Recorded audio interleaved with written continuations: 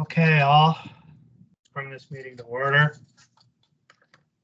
Is there any guests here, Dave?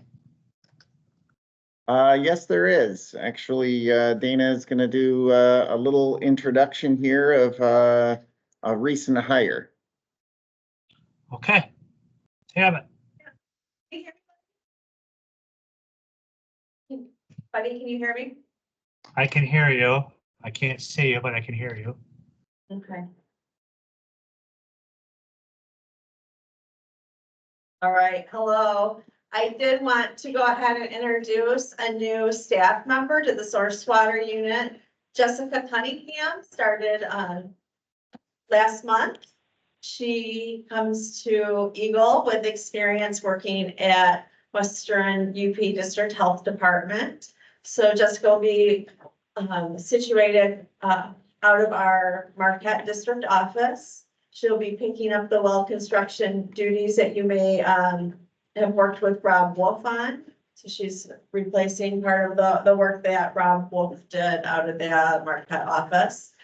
So we're happy to welcome Jessica on board, and go ahead and say hi and tell us a little bit about yourself.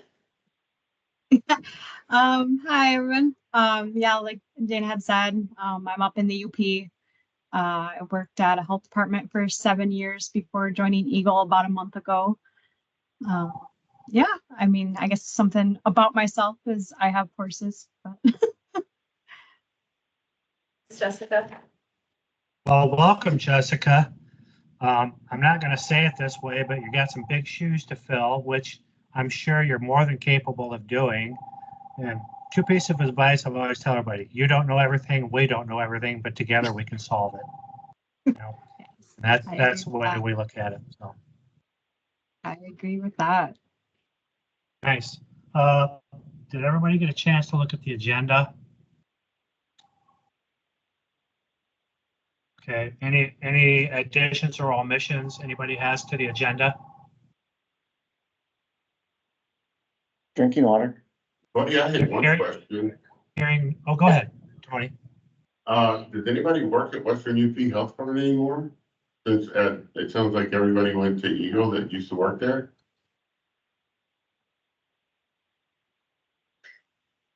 We have coverage there. They have they have coverage. That's a health department I'm talking about. Yeah. Yeah, The dude. Western UP, yes. Wow, I didn't even know that because like 3 people left, right? Right. So their deputy health officer is the interim environmental health director right now. Okay, yeah. I mean, that wasn't a smart like question. I was like, I didn't know. I was like, oh, we're. It's kind of, hey, Tony, it's I'm the apprenticeship program for EGLE up there. Yeah, no kidding, right? I'm gonna go get John. I can go get him. Are you sure? Yeah. I'm gonna step aside and go get John. Okay. All right. So any other approvals or additions or omissions to the agenda? Anybody? Hearing none, we'll move on. Everybody look at the minutes from the previous meeting. I did. They looked really good. Well written and concise. Pretty accurate. So we don't really need an official vote. We'll skip the EGLE update real quick, or wait for Dana to get back if everybody has a minute. We can do that.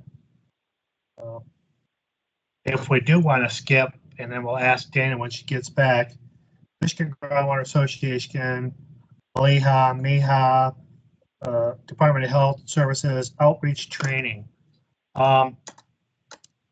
One thing that I did get from all of this is we don't do it enough.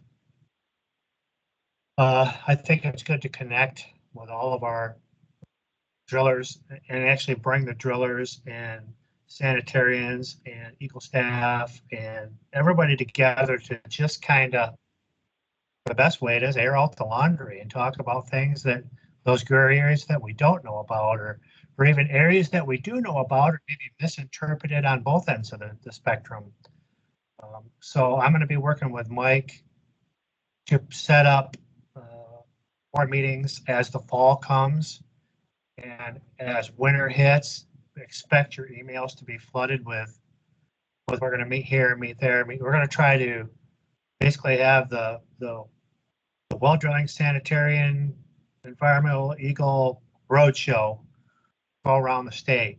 We do have a training we're doing at Fort Custer on 21st of August. So Sebastian and Sons Well Drilling will be taking a rig over to Fort Custer and actually drilling a hole and moderating a drill rig demonstration from driving on site, looking the permit over, to putting pipe in the ground and grouting. So that's the goal. So we hope that that goes well.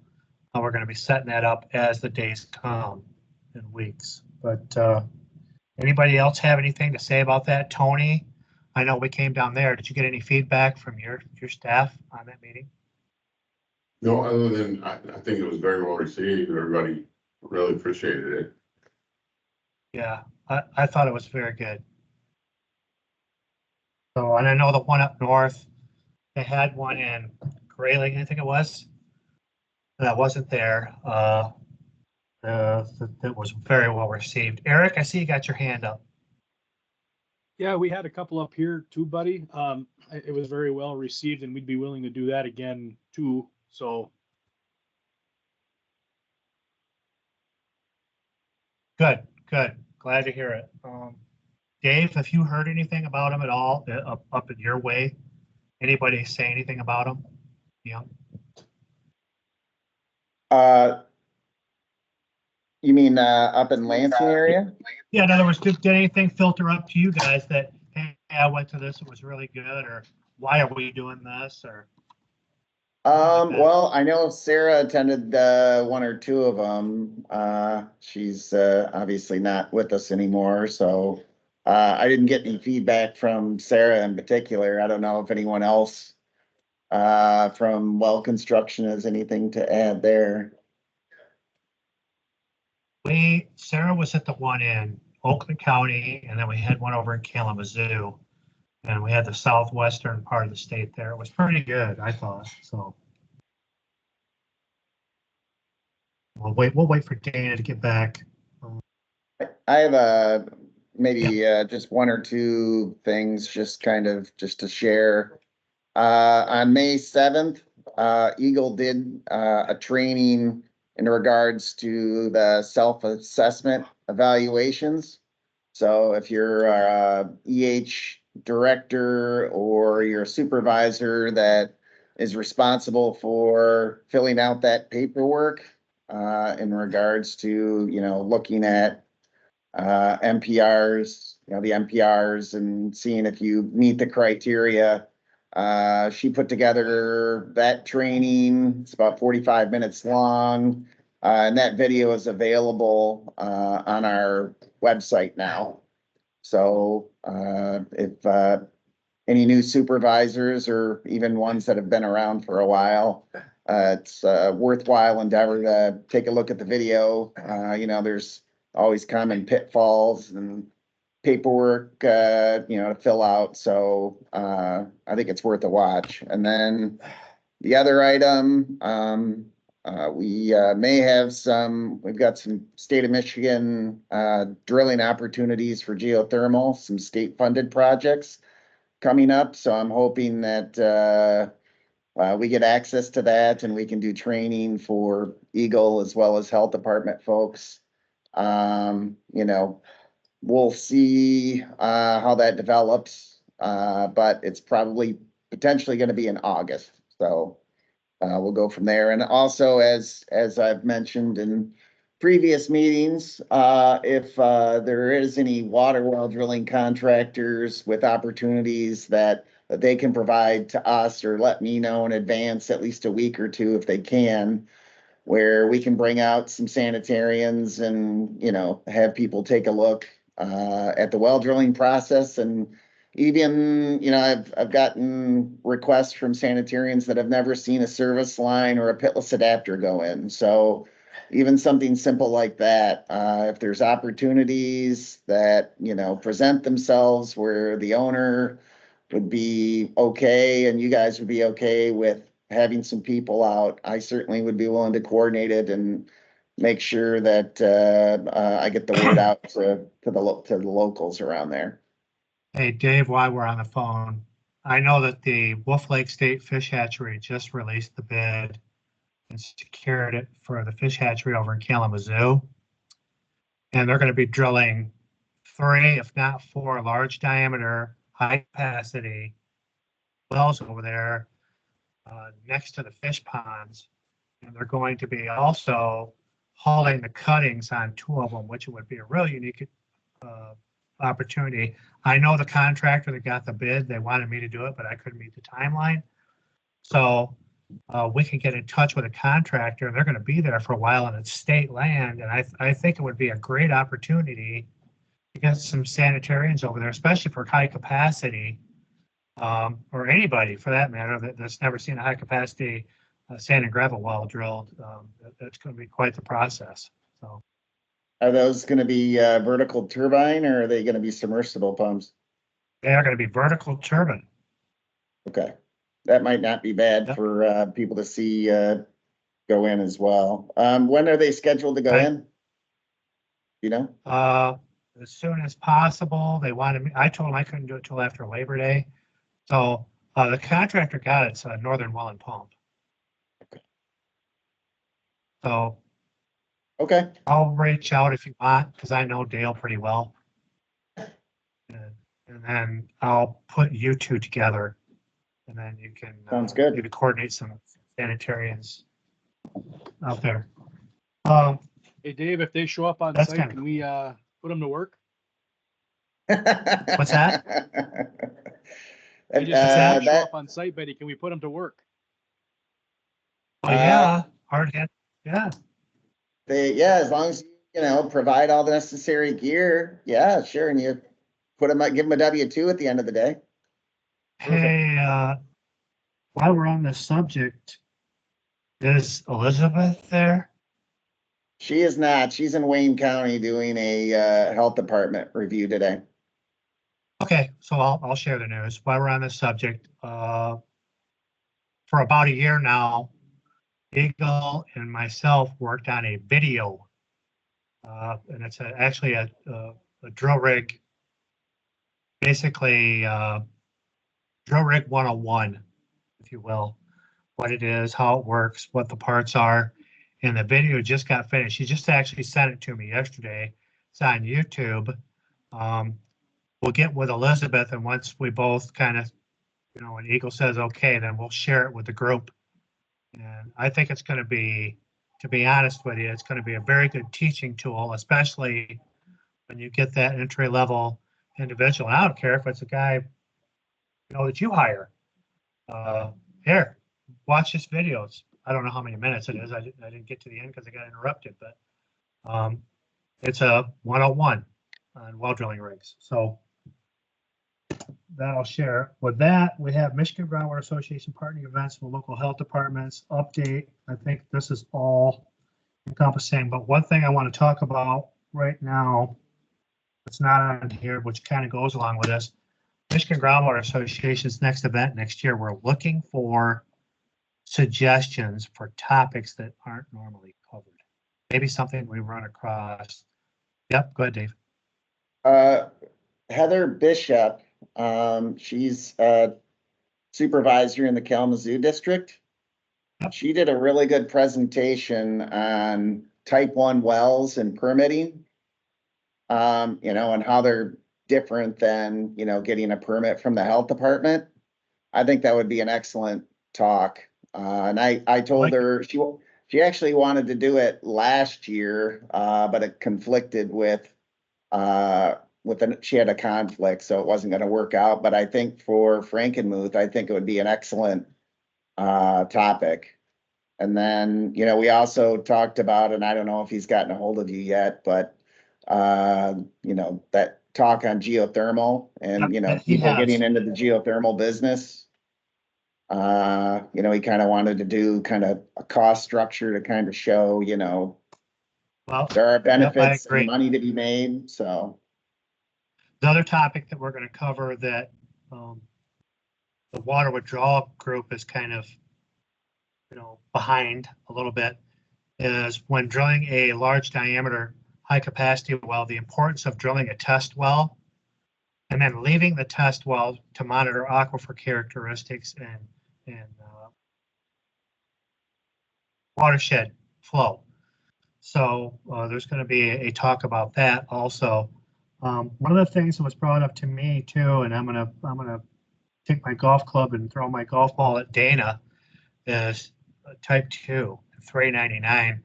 All the changes that were made a few years ago are now starting to come around, and people are, as sad as it is, we're getting the questions now, and also a lot of I don't knows, because even in the sanitarian, it's like we're not quite sure, how this affects this one is, So I think maybe where we're at now with type 2 and putting something together, because to be honest with you, the 399 to me is like reading Latin sometimes, but I mean, not that it is, it's just very involved. I think, yeah, we can commit to doing that. Well, and the reason is I think, when it comes to well construction itself, really not a lot. But when it comes to after the well is installed and everything else that goes along with it, including pump changes, including, where can we do this? Can wells be tied, chlorinators, alternators, all that kind of stuff, can they be tied together? It's getting, I'm seeing the gambit out there again. So, I don't know, Chad, you do a lot of that, but you're probably seeing it also, are you not, Chad Brewer? Yeah, we're seeing quite a bit of things like that new type 2 right now.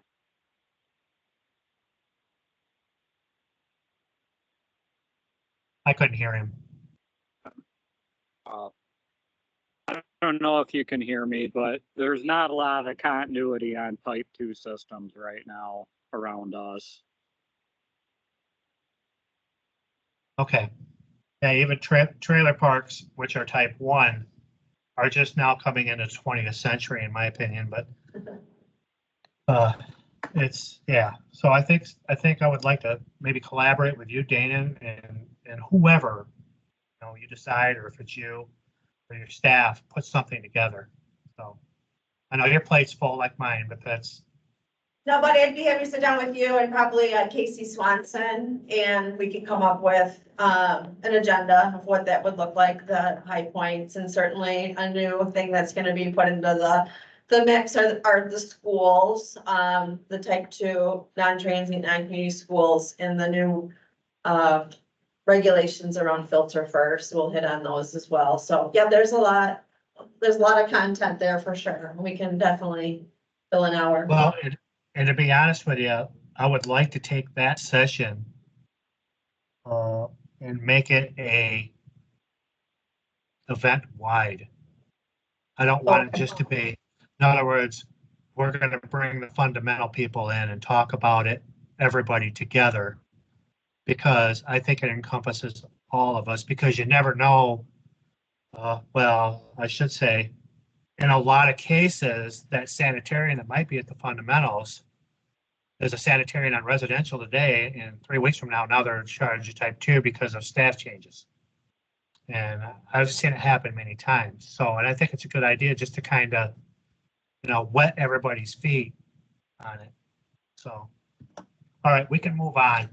Well, I just want to say too, I appreciate that this industry really is probably the first call that a lot of these systems make, especially the transients that don't have operators, and we've got nearly 8,000 of those. So the more information we pass along to you, the better you're going to be able to serve your customer and protect public health and work with us and work with the health department. So yeah, I think it's great. We can definitely commit to that.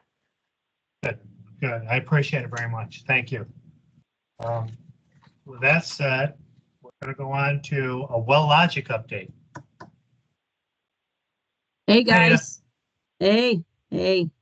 I don't have a whole lot that's new. We're still starting the process of rewriting Well Logic, and it's going to be split in two. The contractor registration part is going to a different application, which we're not sure which one yet, but it's going to go to a different application. And then the data side of Well Logic is going into the new groundwater database when that gets finished. So we just kind of started. We've been gathering requirements and business processes and documenting all kinds of things for DTMB. So we have a vendor. The company that's going to do the work is EarthSoft. I'm not exactly sure where they're. Oh, I think they're out of Florida, but they have several offices around the U.S. We just met with them last week for 2 days solid. Yeah, so that's what's going on with that. I've been slowly whittling away at those remaining contractors who still submit paper records, Eric. And trying to get people to submit everything electronically. And usually about once every couple months, I get one more person talked into it. So it's a super slow process. But we're, I think, probably like 85% of records come in electronically. So that's great. And I don't know if you guys have seen, hopefully you're getting my quarterly Well Logic newsletter that goes out. I've gotten some good feedback from people. And if you ever have ideas for, things to put in the newsletter, let me know and we'll get them in there. So, Buddy, you have your hand up. Yeah, I have something on Well Logic I'd like to bring up when you're done. Are you done with your? I'm done. I'm noticing an inconsistency in either health departments or health districts on when they're pulling their logs and then going out and inspecting. And what I mean by that is I'm getting some that do it, the day that I put the log in, the next day I'll get a call, or a week later or 2 weeks later, which is great, or even 10 days, a month later. But I'm also getting some that are inspecting them a year or two later. Yeah. Is there something, maybe some sort of, I know you were talking about Dave was talking about the training that you did for MPRs and stuff like that about, hey, those logs are there, get them inspected. Not just because it needs to be done, is because what I'm finding is 2 years down the road, I don't know what that customer's done to my work. Right. Or any other contractor. And it makes it hard. Not only hard, but I basically say, hey, if you can't get out there any quicker than that, sorry. And if you want to, I'll come in and talk to you about it, but it probably wasn't us. I'll go look at it. But so is there any way? I know you guys' hands are tied because you're not running them, but maybe some. Yeah, I mean, we've always encouraged, local health departments to be timely in everything they do, like contractor enforcement and final inspections. Don't save up all your finals and do them once a year, do them throughout the year kind of thing. That's really about all we can do is keep doing that. Unfortunately, you probably know there's nothing in the MPRs that says a final has to be done within a certain, because they only, again, have to do 10%, unfortunately. So, yeah, I don't have a good answer for you, but that's, I could probably work that somehow into my Well Logic newsletter, maybe. Dana or Mike? Oh, Mike was probably first. Mike. I just wanted to piggyback on what you've been talking about there. We've got some counties in our northern work area that are, for the most part, aren't even doing final inspections anymore. They want us to get them the water tests, obviously, and it sounds like they might be only doing just a percentage. You mentioned a 10% number. I guess I was not aware of that. What is that? Yeah, that's part of the minimum program requirements. They have to do at least 10% final inspections. Only 1 out of 10, inspect 1 out of 10 wells that goes in, which is way too low. And the state average is much higher than that. But unfortunately, that's, in some of them, that's their goal. They shoot for 10%, unfortunately. I'm guessing staffing and budget play a big factor into that. Yeah. I think it just comes down to management at the local health department if they put an importance on doing inspections or not. That's my thought.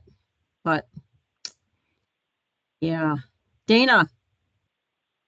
I'm just gonna follow up with Buddy and ask on the wells that you're seeing like that in these particular situations, if the homeowner called and requested an inspection, are the health departments getting out and doing the inspection if the homeowner calls and requested one?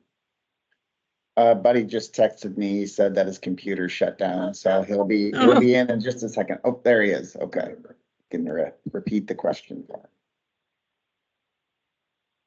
All right, you back on, Buddy?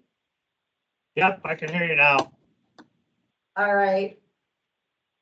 I just had a follow-up question for you to ask. In your Okay. experience with these well inspections, if a homeowner who just had a new well installed, replacement well installed, if they contacted those health departments directly and asked for an inspection, would they be getting one in this timely manner? I'm gonna say it this way. I don't have a lot of people that actually call the department and ask for the inspection. Now, I urge them to, and of course, you know, across the state, some health departments take the sample as a part of their permit fee, just it's automatic. Others don't, or they have a charge, depends on where you check. To answer your question, in most cases that I've heard, where a homeowner will call and say, hey, our well's installed, are you going to come take a sample? Depending on the individual at the desk that's answering the phone and talking to them, unless they're talking to the sanitarian directly, if they're talking to the sanitarian directly, I haven't heard of a refusal to inspect. I haven't. But I have heard that, well, they said I could take the sample and they'll get out here when they're in the area.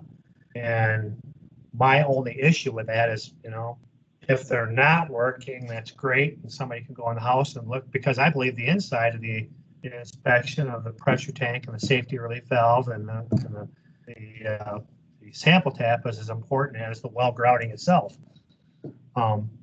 So to answer your question, I haven't heard of refusal, but I don't get a lot in this area that actually ask for an inspection. They'll ask me and I say, I'm going to turn my well log in, and usually most of the departments close here will then either go and inspect or do a drive-by or whatever. So does that help you? It does put some context around that. Thank you, Buddy. And then I correct me if I'm wrong, but it's actually not counted as an inspection unless someone, inspector gets inside the home. That's correct. Okay. A drive-by is not considered an inspection Right. or just standing Right. outside. Right. I just wanted to make sure everybody was aware of that.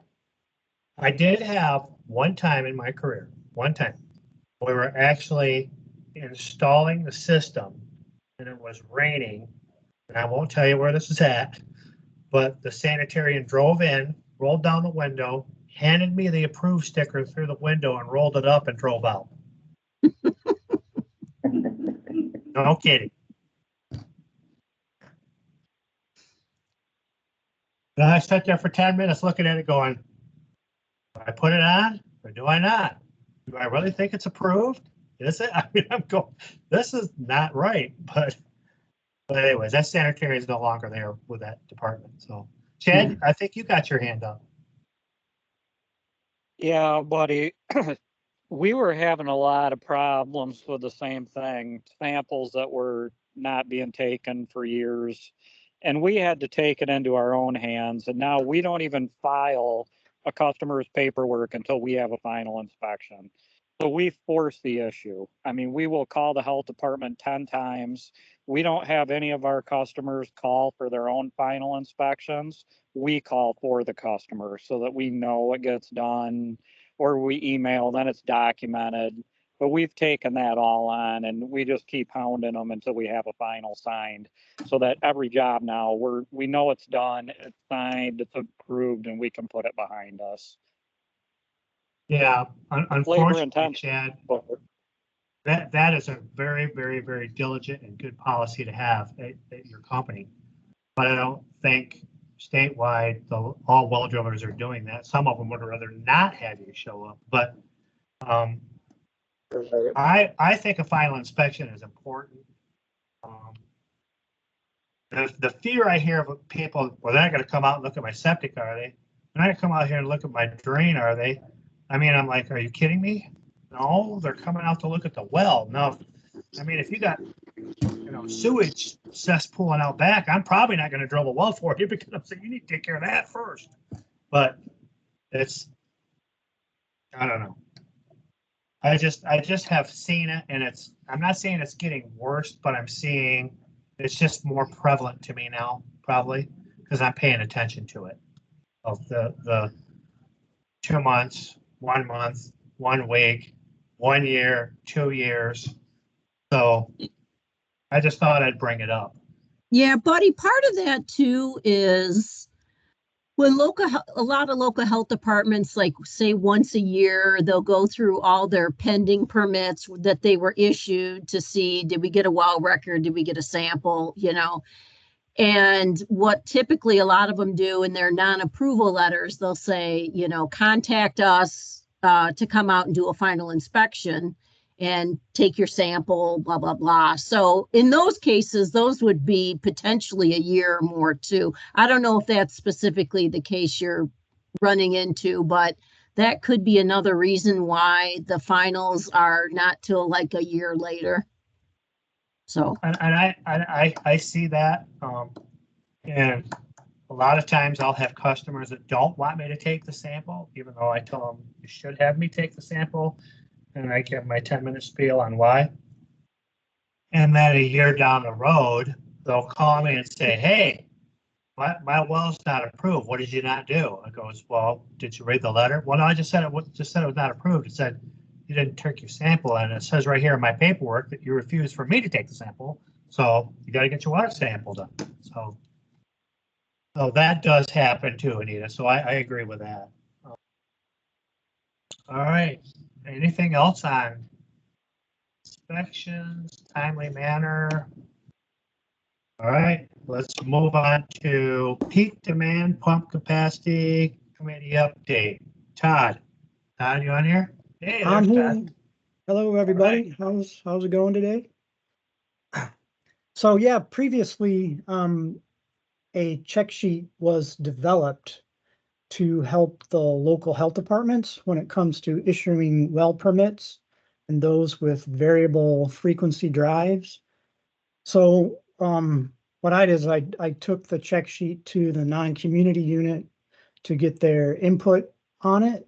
And I guess the bottom line is we like it, and we want to make sure that variable speed drives are being looked at the beginning of the permit process, and not down the road a ways after the well has been issued.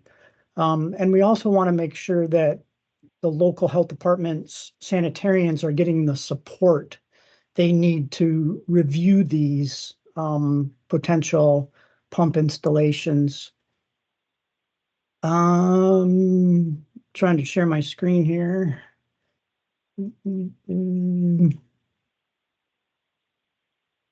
Can you see the permit addendum? Or no? We could see it a second ago. Now looks like it might be at the bottom of the screen. Oh. There it goes. We can see it now. Okay. Yeah, so these are the check sheet items, and what we did was we incorporated this check sheet into our template for permit letters. And then most of the local health departments will use will use this template. They can come up with their own. But typically this is what the local health department will use when issuing a non-community water well permit. So we added some verbiage into the permit form, which deals with the variable speed drives, and that we want to make sure that the information on the check sheet is deemed necessary by the local sanitarians is being submitted and reviewed prior to the permit being issued. That's basically what I got. Is there any questions or concerns or?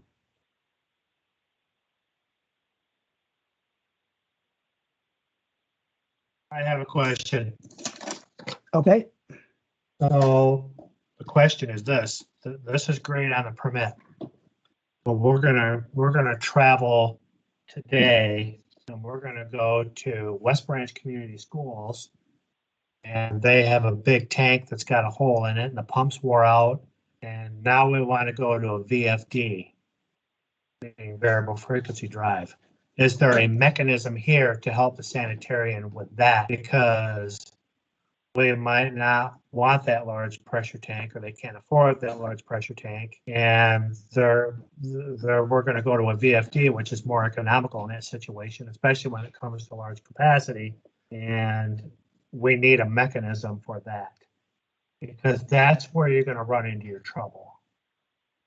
Buddy, this check sheet and like the language was developed in that small group or subgroup subcommittee here. This language in the check sheet is only something that would be looked at and used as if someone was proposing a VFD system where the rated pump capacity is lower than the peak demand. 10-4, gotcha. All right, I misinterpreted. If you have a VFD that meets peak demand, then none of this applies. It's only if you're putting something in place that is less than that. Thanks, Dave. I appreciate that. Thanks, Tom or Todd. I appreciate that too. Also, I think once we finish this topic up, maybe we can head back to Dana for EGLE update too. okay. Anything else on the VFD check sheet?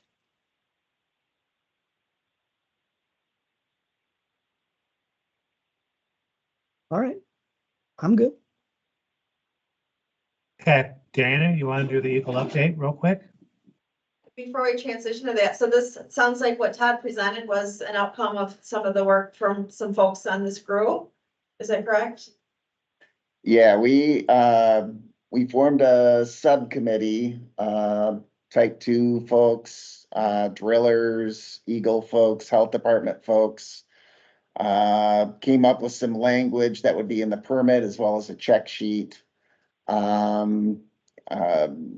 Basically, I put that language together, put it back to the group, and without really any comments, I talked to Todd and forwarded it to him to basically run it by the type 2 group, which is where we're at today. Now, I still think there may be some opportunities that once it gets out there may be some opportunities for EGLE or Mylan Supply or like a supplier or someone along those lines, or a collaborative effort to do maybe a little bit of training for some of these type 2 folks, and maybe Casey Swanson could be involved in that too, because, I'm not saying that all the type 2 coordinators, have to be in a position where they're like, well, they're proposing, a VFD that's below peak demand, and they have to know every box to check. They just have to kind of know like what each one of them means, because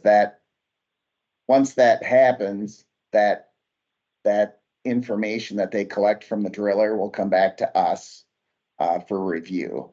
So, but at the same time, you still want them to make sure they know what boxes to check too. So there may be an opportunity for us in the future going forward with that as well. Well, I just wanna say nice work to the group that brought this, well, yeah, I guess we can kind of say full circle, because I know a couple, I don't know, maybe it was 6 months ago or so. Particular case came up that made this bubble up, and it was great to see everybody coming together to get some things out in writing to help support everybody involved, so thank you. All right, buddy, I'll turn back to the EGLE updates. As I'm sure that most of you are aware that Sarah Pearson left EGLE last month to become the director of the Michigan Geological Survey based out of Western Michigan University. We're excited to continue our partnership with them. I know it was a partnership that John spent a lot of time building over the last few years, so we're eager to continue that and excited to see what Sarah does in that new position. I've been working on the process for Sarah's backfill, so I think probably, well, definitely by the time we meet again, there will be somebody in that position. Probably in the next 2 months, we'll have somebody in that seat as manager of the source water unit. I think one of the resources that both local public health and the well drilling community uses used to be the environmental map that remediation and redevelopment division put out there on the internet. They, back in April, have updated that environmental mapper and turned it over to a program called Ride Mapper. So if you haven't taken a look at that, I suggest that you do. Again, that replaces environmental mapper, and that's where you're gonna find the information regarding Part 201 and Part 213 contamination sites. And it's also my understanding there's a lot more information available to the public on those sites out there. So I encourage you to take a look and bookmark that, use that resource.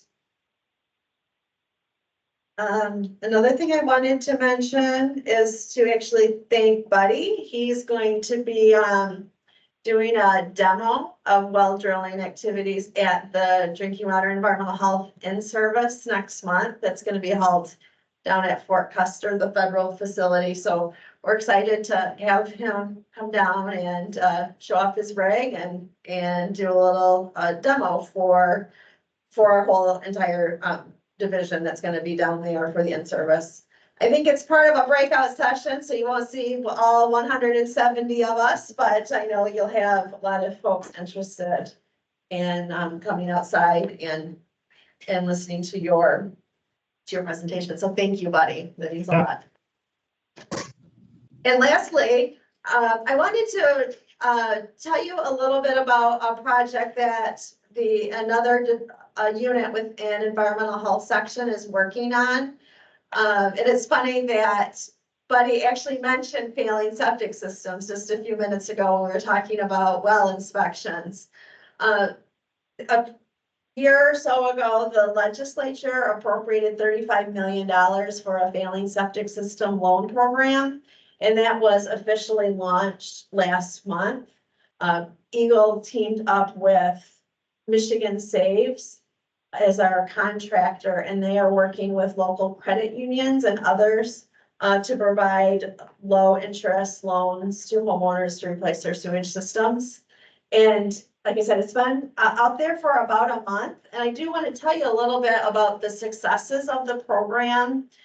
To date, we've had 78 applications come through this online portal for loan applications.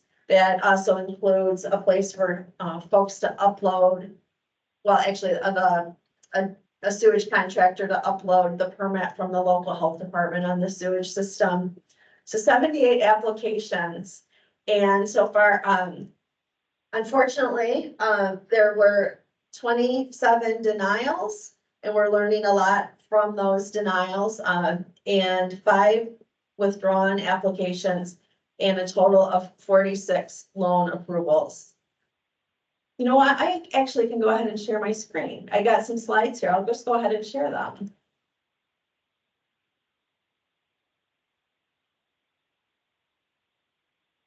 Yeah, so there's the information there.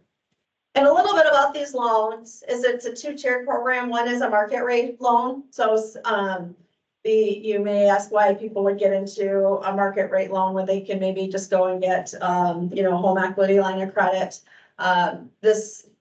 The rates are supposed to be even more competitive than those. And then there's some reduced barriers like upfront fees and stuff are reduced or tied into the overall loan payments.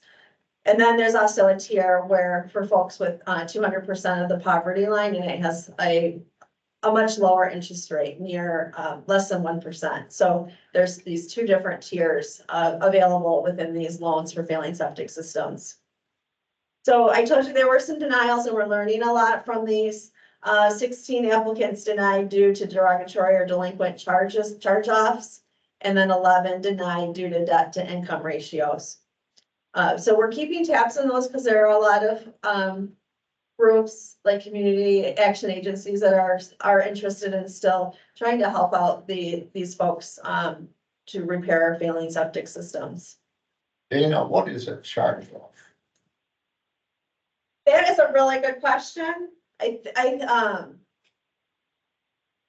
think that means that the bank has just given up on them actually making any payments. Okay, Yep, yeah, they just plain. like basically like write it off. Yep. Okay, yeah. Okay. Yes. Yes, thank you. Yeah, good question. And Ann Mitchell is our state of Michigan employee that works on this, and I know she knows all the ins and outs of I'm those. sure. Yeah.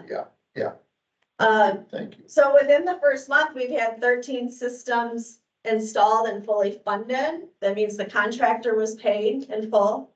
The loan amounts have ranged from just over $6,000 to $35,000. And that whole process from when a person applies for a loan to the contractors getting paid has been loan approval to the contractors getting paid is about 7 days. So it's a very quick process once it all gets started. We have, it has to be an authorized contractor to do this work under the loan program. And the contractors work directly with the Michigan Saves contractor. And as you can see, we have coverage all over the state. So we're very happy with that coverage. Certainly can do a little bit more in the upper part of the lower peninsula, but there is very good coverage here for it just being 1 month old program. And we have 34 pending contractor applications. And as reported, there's been 1 corrective action report incident. And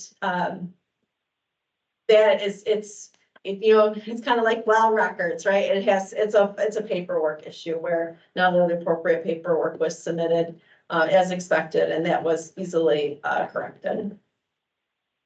Again, this is just for failed septic systems to replace with another septic system, and we're looking to expand the program to folks that have municipal sewer available. They can't get a replacement septic system permit because sewer is available, hoping to help provide loans for that municipal sewer connection. I'm wanting to bring this up to you for 2 different reasons. One is if you're out there and you're working with homeowners that still need replacements of their septic systems, that there is a program for them that they could look into. But I also wanted to bring it up for another reason to say that, when I'm working with Ann in our on-site wastewater program and looking at, lessons learned and the successes of this, I really want to be thinking about this as a model that maybe someday we can get a program to help folks that need a replacement well. I know that you probably all have been, touched by situations where folks, are needing money to replace their wells or maybe even just get some repairs to their wells. So we're always looking at this program, or I'm always looking at this program, thinking that maybe someday with our success of failing septic system loans, that we can, get the support of our legislature to do something on the water well side. So with that, I'm gonna stop sharing my screen and, ask you if you have any questions about that. That's a really cool program, Dana. And I have been on a lot of sites where they've needed a well and a septic. And to be honest with you, I look at them and say, well, your drain field's failing. You don't need any more water in it. I think you better fix that first before we get you more water in the house. But that's just a personal opinion. But and I do agree that I think something is needed on the water well side. Not to be political, but I think we should worry more about this and water wells than paying off student loan debt nationally and statewide. I think it's more important. I think it serves the whole community better. That's why NGWA came up with a water well wish program. We have that program that's national, and we can only do so much nationally, but it'd sure be nice to have something statewide. But with that, I will tell you that NGWA did come out with a water well loan program for contractors to sign up. So now we have that in our toolbox for people, including the same as cash option, 12 months, and then market rate loans that are pretty, actually less than market rate, loans that are pretty good, based on credit. And so we're all, I think, all agreeing that we need to step in that direction. Well, thanks for listening. I appreciate it. And I have been watching what's going on at the national level and keeping my eye out on that. I know, I actually know of a couple situations here in Michigan where that, people are using that or applying for that national pot of money to replace wells. So thank you. So that's what those 4 things or 5 things are what I had on my list for EGLE updates, but I'd be happy to answer any questions if anybody has any questions. Since I got a comment. Yes, for sure, John. Well, I realize this is the Water Well Advisory Committee, but in my opinion, the only thing worse than not having water is having water and no way to get rid of it. And I was recently, this was brought to my attention as my granddaughter and her husband and their new daughter, who is 9 months old, came to visit. They live south of Kalamazoo, and they were going to see some friends at a lake near us in western Washtenaw County, maybe over the line in Jackson. And they said, well, we definitely want to use your bathroom before we go because you can't use the toilet at that cottage. And I don't think that's unusual. I think that about 99% of the cottages have that situation. My daughter tells me she had a friend and you could only flush the toilet every 4 uses. I mean, come on. So if we could ever find any money to put sanitary sewers around the many lakes that we have, it would be a wonderful thing. And that's just one man's opinion. But I know they did that at Portage Lake, which splits Washtenaw and Livingston County years ago, and the people had an absolute fit. It was the best thing that ever happened to them. Put in a sanitary sewer along the way. Yeah. That's my comment. Mm-hmm. I think there would be the folks that have been through it and like the example you just gave. Yeah. I think they're probably the biggest, they'd be a really great voice to get heard more often. Yeah. In that. Yeah. People are very afraid of what it's the cost or. Yeah, I know. Oh my Yeah. gosh, you got these small lots. I imagine Tony's seeing the same thing. We got how many lakes in Michigan, and it seems like every one of them is kind of overpopulated, and it's a bad situation. If that's end of story. I Thank know you. you guys have, the department has some type of a loan program for septics, but in the first, 22 minutes of the year, the fiscal year, you get to blow through the money Oh, because there's such a demand. you just missed it. I just gave them an update on the failing septic Oh. system loan program. So, yeah, there is money available. And we have a website and brochure. So, yeah, I can share that link with you, but there is for the failing septic system over. There is, Huge. plenty of money. We're just getting the word out, but I think there will be a good demand.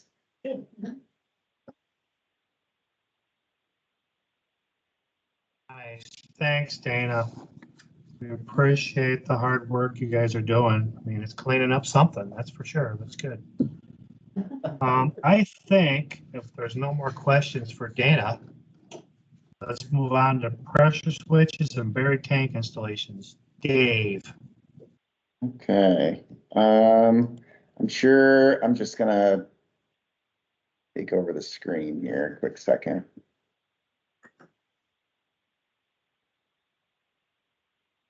Sure, everybody can see it, correct? Dana, Yeah. you can see it, okay.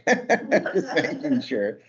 I'm sure everybody, in case you didn't remember, we basically have been kind of kicking around a document related to pressure switches, where they can be, where they can't be, and related to buried pressure tank installations.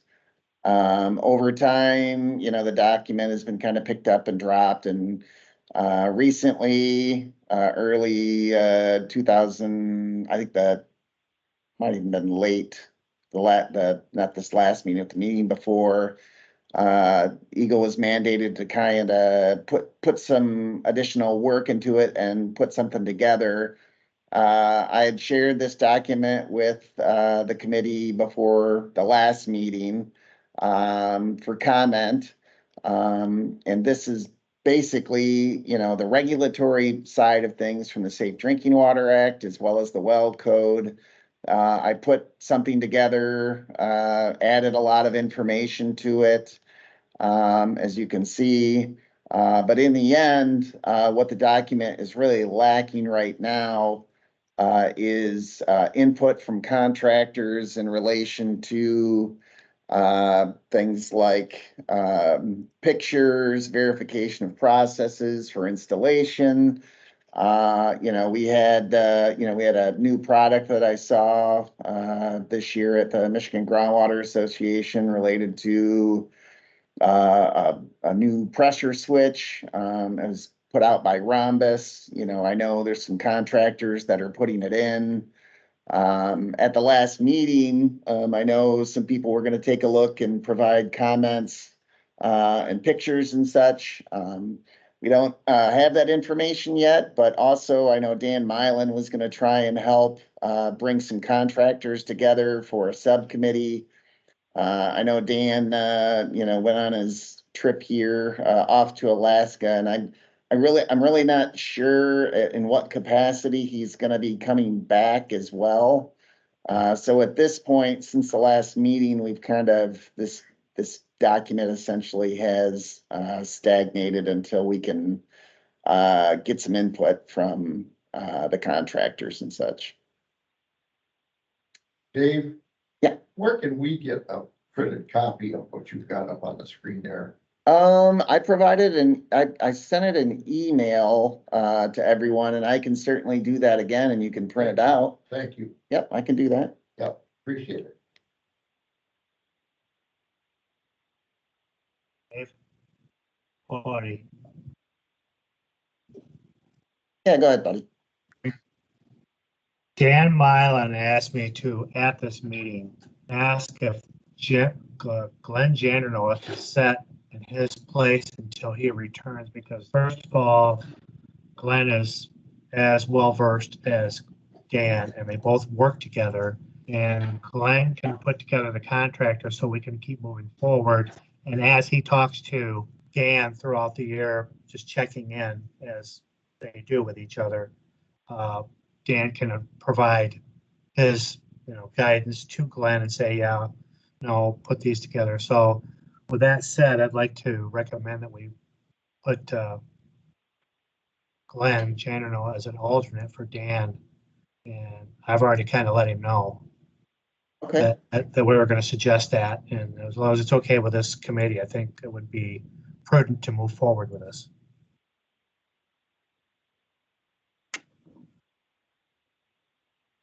I'll reach out to Glenn and I'll put Glenn on an email with all of us.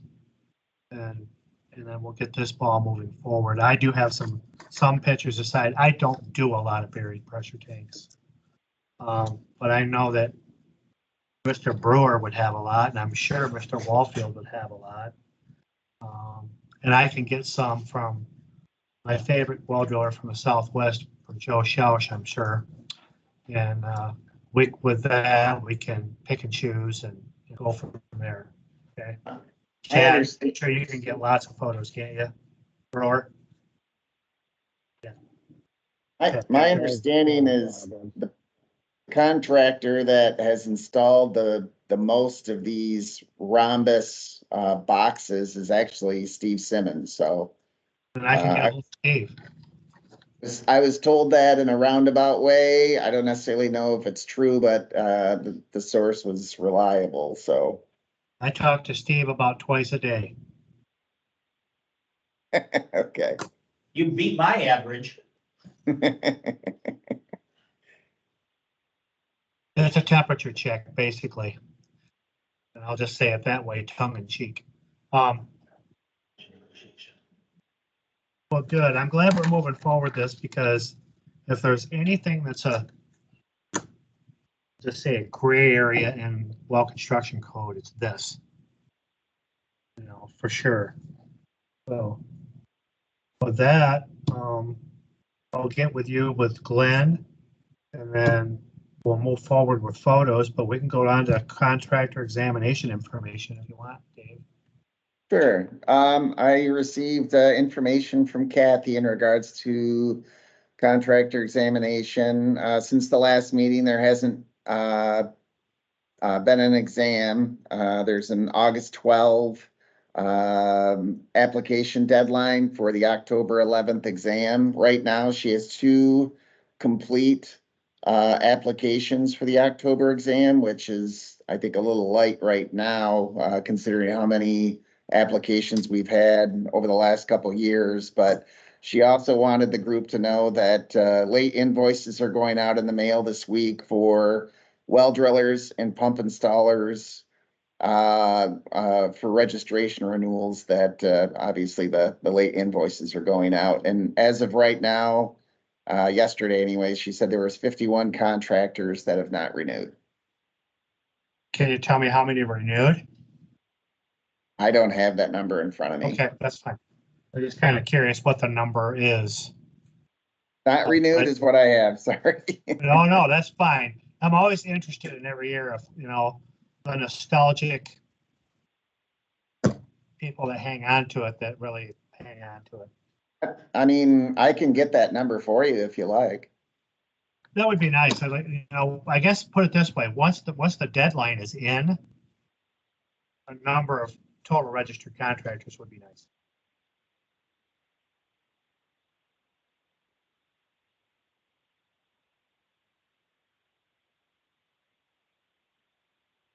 Is Brad on? We could probably move on to contractor enforcement.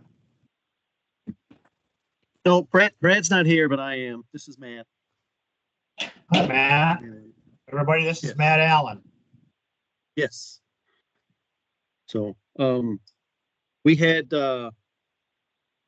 one notice of intent, like an informal hearing in June with a well driller that we had sent a notice of intent to revoke out.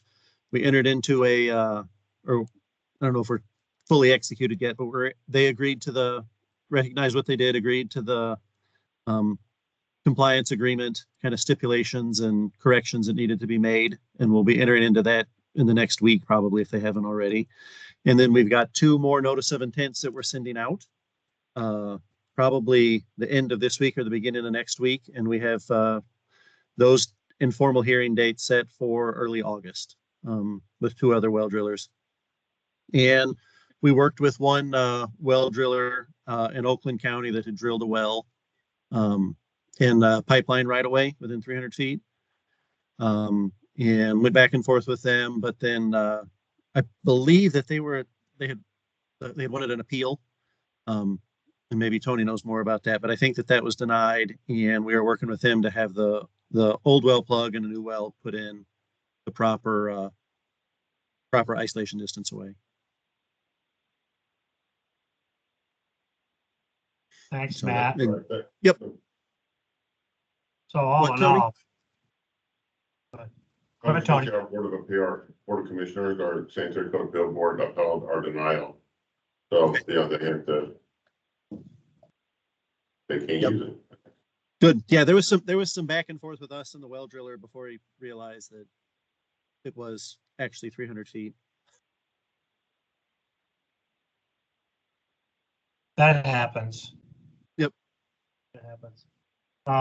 The nice thing to hear, and I always say this to myself after the meeting, is with Dana sent the link for how many registered contractors there are.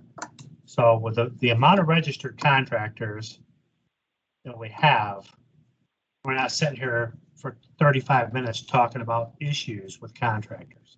That's good. We get one or two. That's good. That's good. And usually, if I know EGLE well enough, it's a long process before we even hear about it. You know, letters, discussions, phone calls, whatever. So that's good. That's the way it should be. So, all right. Contractor enforcement, any new business? I have one thing I want to bring up.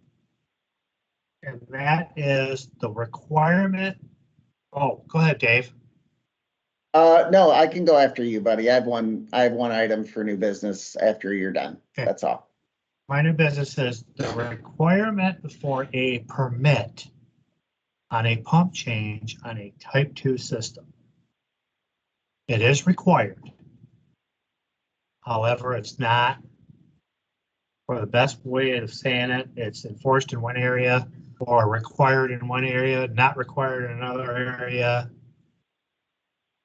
The only issue I have with this, just say it this way, it's hard for me to send a consistent message to my constituents when we don't have consistency at the regulation level.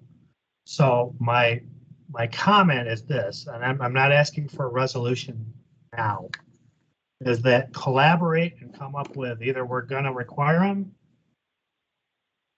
or we're not. And I would like something, you know, by fall would be nice. You know, because I cannot give advice or guidance to my industry without knowing if it's going to be a requirement. If it's a requirement, and by the way, it is in the code, which we all know that, and I did look it up, and if we're going to require it, then I will advise that they do this, but I'm getting inconsistent messages, and I'm not saying it's any of the staff that's on the phone or on this call here. It's more with the health departments. Yeah, Mike, you have something? I just was looking for some clarification. Are you referring to changing horsepower and gallon per minute, or are you just talking about a straight up replacement, same for same? Mike, according to code, anytime you do a change of any pump, doesn't matter if it's same for same, a permit is required. Type 2. Okay, so and it's not widely, I'm gonna just say it's one of those things where $3.99, it's not widely known, even sanitarians. You know, and $3.99, again, to Dana's defense, it's a Bible of information. It really is. That's what we can and can't do. Yeah. Yeah. Well, I'm glad you brought this up, buddy. Unfortunately, this is, you know, this keeps getting pushed down on my to-do list to champion internally, but it is important. I think setting a fall deadline for something in writing from us is a great, is a great goal. And I think it's gonna fit in perfectly with the work that we'll be doing, you know, with your organization in February. And then I know also the type 2 non-community coordinators from the health departments, they get together in the fall for an in-person training. So I think that's a really great goal, and something that I will bump back up on my to-do list. I had a discussion with an environmental health director yesterday at lunch about this, so, and they were when I asked them about permits, they were very puzzled. They had a very puzzled look on their face and like, what are you talking about? I said, we require to issue permits anytime you change a pump for type 2. He's like, we are. I said, you are. Well, yeah, and being on the same page as to get this project started is awesome. So it'll make it easy peasy, right? Yep. I know, Mike, one of the things that when we met, kind of informally, a couple, I don't know, maybe 2 or 3 months ago, we did talk about the like for like. And I think in the past, a lot of folks have kind of rested on the, well, if it's a like for like, you know, that will be fine. But what's really happens out there in a lot of these places is, you know, they have expanded, and now they have more. Picture test to make sure Yeah. you're meeting your capacity. So, yeah, so there's a lot of education that go along with that, and I think it's a good project to take on. Thank you, Dana. I appreciate it. So Dave, you had something on new business? Yeah, did you see the message from Anita about number of contractors, buddy? In the chat? No, I'm not looking at my email, but I will. I believe 665 contractors currently registered, which includes drillers, pump installers, and dewatering. Well, it's getting smaller and smaller. But, okay, but as far as new business goes, I did want to bring up an item here. It's been about 15 years since we've last, really took a hard look at our best practices document for geothermal. Some of the things that I'm not sitting here saying the thing needs a complete rewrite and, you know, it's no good anymore, but there have been some technological changes in those 15 years, such as, you know, the document talks a lot about using sand to mix with the bentonite to increase conductivity, which isn't really a common practice anymore. I see really more of graphite being used in that instance. Yeah. So, you know, little changes like that, I think should be introduced into the document. At this point, you know, I would like to, if it's okay with the group, to kind of form like a little bit of a subcommittee. I've already talked to Cribley as well as Midwest, which, you know, when I look around the state, typically they do a lot of the work around. I also have Tyler Harbeck from GeoPro. They manufacture and crank out a lot of the grout mixtures that a lot of the big contractors use. But what I would like from the group here is, you know, I certainly don't want to, you know, exclude anyone from the group. I certainly would like to have anybody that you think could help benefit with a rewrite, whether it be a driller. We certainly want someone from the health department group, anyone from the community, HVAC contractor. But I'd like everybody to, if possible, in the group to kind of consider who would be good to add to a subcommittee so we could take a closer look at the document and make some changes and then get back to the group here. Anyways, if people would agree to that, I certainly like to get some names from everybody. Dave, do you have an HVAC contractor? I don't right now, no. I'm wondering if someone's from like MICA, which is the Michigan, is it Environmental Contractors Association or whatever? The people that put in HVAC, whatever they're called, would be worthwhile reaching out to them or. Actually, I would reach out to Brock Yorty. Yeah. Because they just formed a National Geothermal Association, which is probably going to be absorbed by NGWA, but he did that. But the other one I was thinking about that's in the state that does work here and out of state was Todd Baker. I was just gonna suggest Todd Baker. Yeah, he'd be a good one. He's well spoken and he's done a lot of that work. Yeah. That's all he does.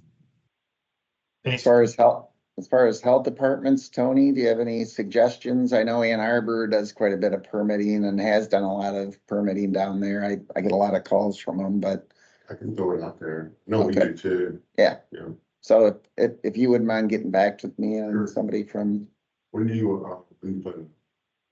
I haven't put a time frame on it yet as far as when we're gonna meet. I would anticipate maybe in the next month or two, getting Okay. names together and people together. I mean, this has been kind of something I wanted to work on for a little bit of time now, and the document, like I said, there's nothing technically wrong with it. It just needs a little bit of an update. So if we don't get to it immediately, I don't think it's a big deal, but I still think it needs a little bit of attention.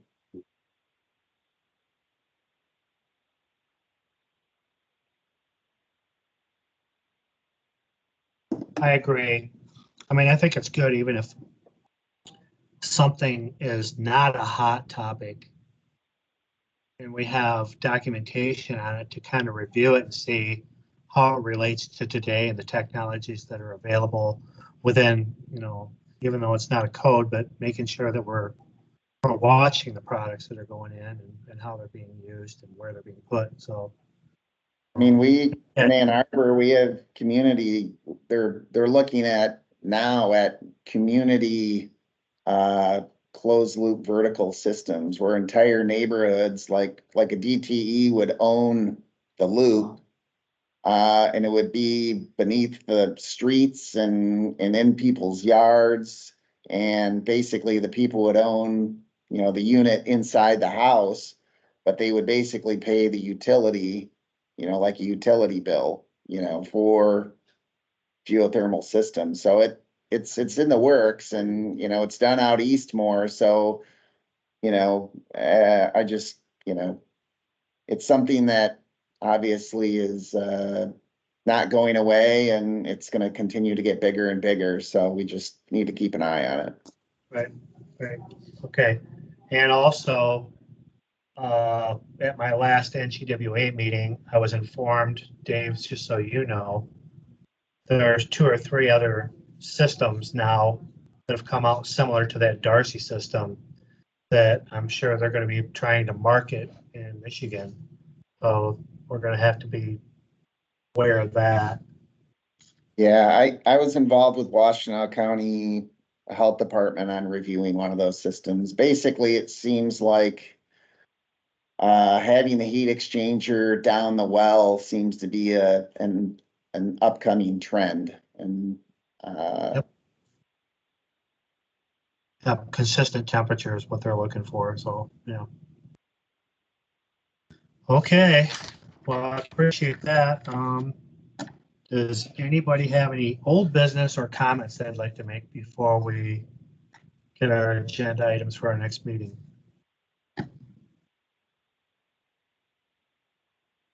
Dana? I'd like to ask, has a date been set for for your annual conference in February? I just want to get that on my calendar. You know what? I think so. Hang on. I know it's in Frankenmuth, but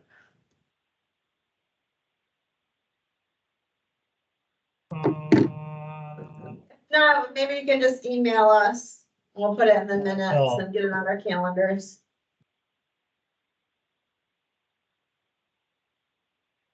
I got it someplace. Yeah. Come on, buddy. You're better than that. I know it's a Monday, Tuesday, and I want to say it's February.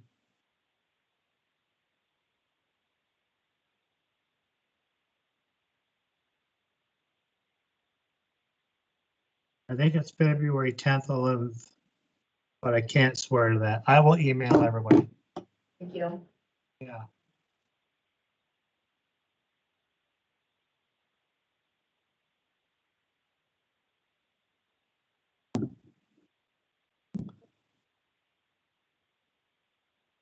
So with that said, are there any other comments? Well, agenda items. Anybody have anything to add to the agenda for next time? I know we should probably do the well logic update and all the normals. Peak demand. pressure switches. More information on the contractor exam.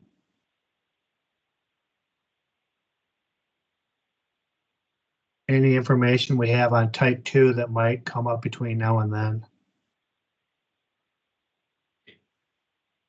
And then I'll have an item by then, NGWA and workforce development. You can put that on the agenda. And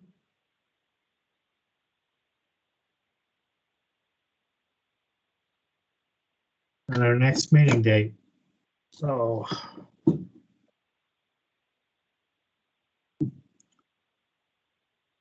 Would you guys like to meet in September or October? October.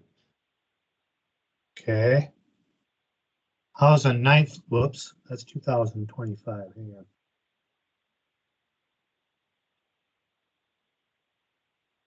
How's the 10th look for everybody?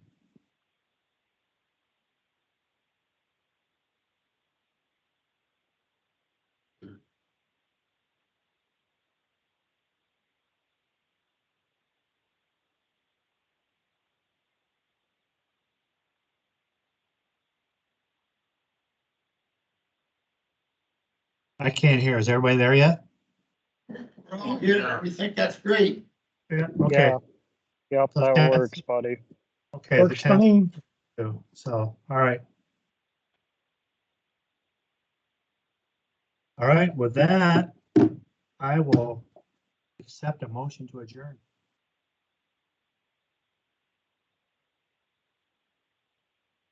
Anybody? I move we adjourn. Thank I'll you very make a much. motion, buddy. I appreciate it, everybody. Thank you very much. Thanks, buddy.